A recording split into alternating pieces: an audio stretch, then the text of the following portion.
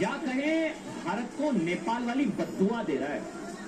नेपाल की आग इस बद्दुआ ब्रिगेड के कलेजे को ठंडक पहुंचा रही है कि इन्हें इसमें भी एक उम्मीद दिखाई दे रही है। इनका कहना है कि जो आज नेपाल में हो रहा है ना, वो कल भारत में हो सकता है।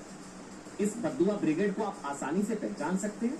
इनसे सावधान रहने की जरूरत है, जिन्हें नेपाल की आग में भारत में अराजकता की उम्मीद नजर आ रही है। ये पोस्ट जानते हैं आप, ये कौन है? नेपाल की हिंसा का भारत में रिपीट टेलीकास्ट की उम्मीद कर रहे एक नेता है, सीनियर लीडर समाजवादी पार्टी के आईपी सिंह। इनका पोस्ट पढ़िए। समाजवादी सरकार में मंत्री रह चुके हैं, अखिलेश यादव जी के करीबी हैं। वो नेपाल हिंसा को लेकर आज सुबह से इतने उत्साहित हैं, मेरे प्रोड्यूसर मुझे बता रहे हैं साहब 6, 7, 8 पोस्ट सुबह से कर चुके हैं। कह रहे हैं कि आज नेपाल कल भारत हो सकता है। वो लिख रहे हैं यहाँ पर कि नेपाल की तरह भारत के युवा नरेंद्र मोदी के खिलाफ सड़कों पर उतर जाएं। आज सुबह से लगातार ऐसे पोस्ट कर रहे हैं जिसमें मोदी सरकार के खिलाफ युवाओं को भड़काया जा सके।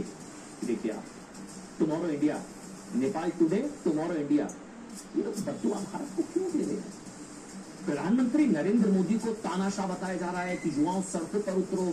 एक पोस्ट में तो उन्होंने साफ स्टूडेंट्स को उकसाते हुए कहा कि वो कैंपस छोड़े बाहर आए, अपने भविष्य के लिए सत्ता से टकराए। मतलब राष्ट्रपति भवन को आग लगा दें क्या? संसद को आग लगा दें, सुप्रीम कोर्ट को आग लगा दें, लूटपाट करें, जिंदा जला दें, ये चाहते हैं क्या आप? आईपी सिंह अकेले नहीं है साहब। उद्धव गुट के नेता, इनको तो हर कोई जानता है, संजय राउत भी नेपाल हिंसा से सावधान करने के बहाने ये बता रहे कि ऐसी स्थिति किसी भी देश में आ सकती है, मतलब वो भारत में भी आ सकती है। सवाल ये है कि आईपी सिंह हो या संजय राउत, क्या वो बिना पार्टी नेतृत्व की मर्जी के ऐसी भाषा बोल सकते हैं? क्या वो इस बात की मन्नत मांग रहे हैं कि जैसे नेपाल में संसद जलाई गई, सब सुप्रीम कोर्ट को फूका गया, प्रधानमंत्री आवास में आग लगाई गई, भारत में भी वैसा हो? संजय राउत, इसके अलावा सोशल मीडिया पर तो ऐसे सोशल शत्रुओं की भरमार है जो नेपाल हिंसा से बेहद उत्साह में है।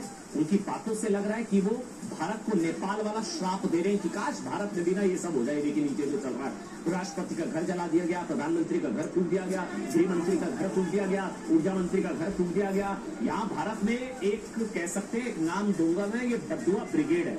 ये बद्दुआ ब्रिगेड से भारत को सावधान रहने की जरूरत है। कई लोग हैं साहब, ये संजय राउत, आईपी सिंह, ये संजय राउत का पोस्ट है ना? हाँ देखिए, संजय राउत का पोस्ट है ये। आईपी सिंह, संजय राउत तो साहब इज अ पार्लियामेंटेरियन। वो कह रहे हैं कि ये कल को भारत में भी हो सकता है।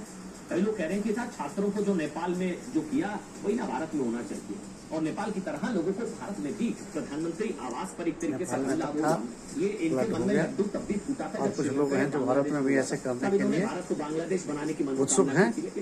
उनका लोकतंत्र से विरोध करना चाहिए। नेताओं की भाषा साथ ही साथ तरीके से मिलती नजर आ रही है। वैसे तत्वों को पहचानना है जो इस तरह की बात करते हैं। जो भारत में भी नेपाल और बांग्लादेश जैसी आक्रोश की आग चलाना हो जाए ना, कोई नहीं चला सकता है। वो युवक चाहिए। जेन जी का विद्रोह जल रहा नेपाल। नेता को सब घर जला के पार्टी कार्यालय जलाने के लिए हमें वेट कर रहा है।